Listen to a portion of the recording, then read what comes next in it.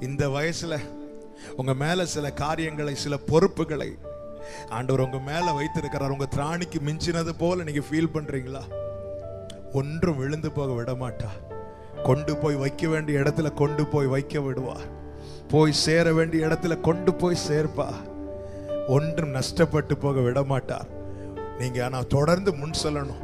தொடர்ந்து முன் செல்லணும்னா மீண்டும் மீண்டும் ஒன்றை மட்டும் உறுதிப்படுத்திக் கொள்ளுங்கள். என்ன? அவர் கூட இருக்கிறார்.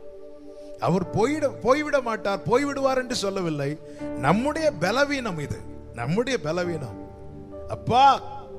அப்பாவுடைய வார்த்தையை நம்ம நம்புறோம், நம்பவில்லை என்று சொல்லவில்லை, விசுவாசிக்கிறோம். ஆனாலும் பல நேரத்தில் நம்ம பலவீனப்படுகிறோம் அல்லவா? அதனால நம்ம கன்ஃபார்ம் பண்ணிக்குவோம். சோர்ந்து போகும்போது, தளர்ந்து போகும்போது, அடுத்த ஸ்டெப் எடுத்து வைக்க கடினமா இருக்கும்போது அப்பான்னு கூப்பிடுங்க, எசப்பான்னு கூப்பிடுங்க.